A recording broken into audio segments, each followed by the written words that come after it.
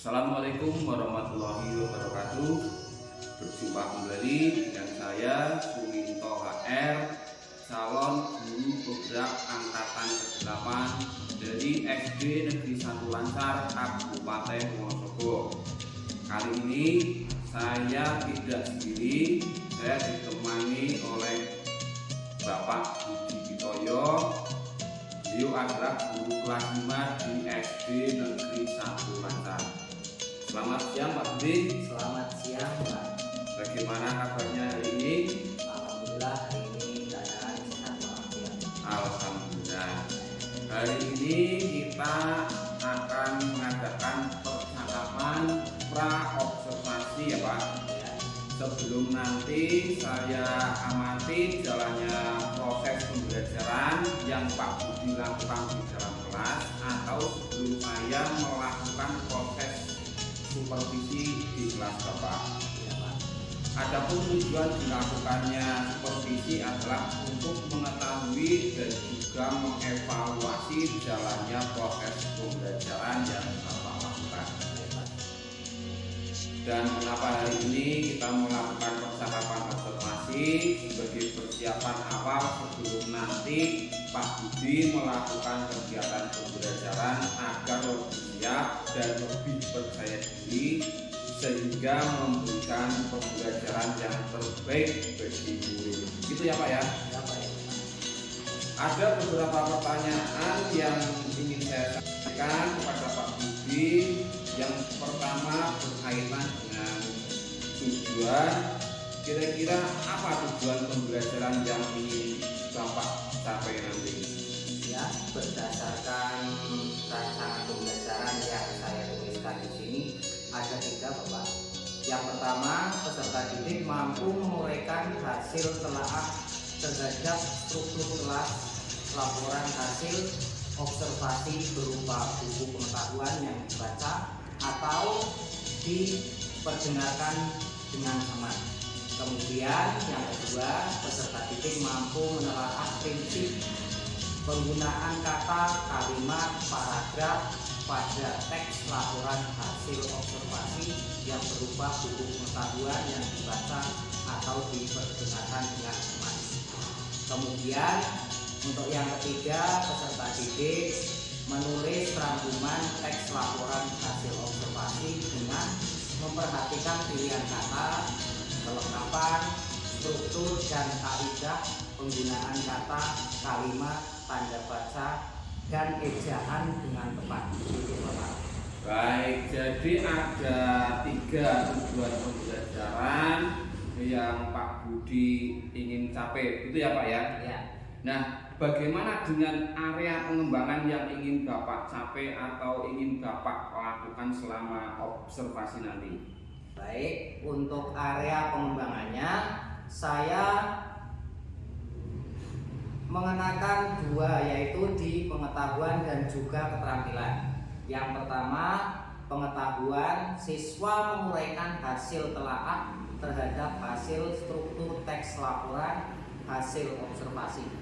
Kemudian yang kedua, di area keterampilan, yaitu menulis rangkuman, yaitu seperti menulis kata atau kalimat yang ada pada teks laporan hasil observasi. Begitu Bapak. Baik, jadi area pengembangan yang ingin dicapai ini adalah bagian aspek pengetahuan dan juga aspek keterampilan pada siswa ya Pak ya? Ya. Baik, nah saya ingin mendengar dari Pak Budi bagaimana rancangan pembelajaran yang ingin Bapak terapkan di dalam kelas. Mungkin dari segi strategi pembelajarannya, model pembelajarannya, ataupun dari metode pembelajarannya. Baik, untuk strategi yang saya gunakan adalah pembelajaran berdiferensiasi berdasarkan kesiapan belajar siswa yang diintegrasikan dengan pembelajaran sosial emosional. Begitu Bapak. Baik. Nah, kemudian saya akan melakukan pembagian kelompok sesuai dengan kemampuan, keterampilan, dan keaktifan siswanya Pak. Baik, untuk model pembelajarannya bagaimana Pak Budi? Untuk model pembelajarannya saya menggunakan model pembelajaran berbasis masalah atau problem based learning. PBL ya Pak Budi ya? Iya Pak. Kalau metodenya? Untuk metodenya saya menggunakan diskusi kelompok, tanya jawab, dan juga penugasan. Baik Pak, jadi rencana yang mau Bapak terapkan di dalam kelas menggunakan strategi pembelajaran berdiferensiasi yang diintegrasikan dengan pembelajaran sosial emosional menggunakan model pembelajaran PBL atau problem based learning dan juga dengan metode diskusi kelompok, kemudian penugasan dan tanya jawab ya Pak ya. Iya Bapak. Nah, bagaimana dengan media pembelajaran yang akan Bapak pergunakan di dalam kelas? Untuk medianya, pembelajarannya saya akan menggunakan beragam contoh teks laporan, hasil observasi, kemudian LKPD atau lembar kerja siswa, kemudian slide PowerPoint dan juga laptop Bapak. Baik. Nah, kira-kira kapan nih Bapak akan melakukan kegiatan pembelajaran tersebut? Di hari apa, di kelas berapa, dan juga jam keberapa?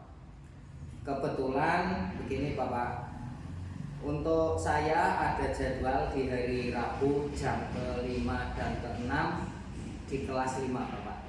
Baik, jadi nanti hari Rabu depan di kelas 5 dan di kelas 5 jam ke-5 dan ke-6 saya akan datang ke kelasnya Pak Budi.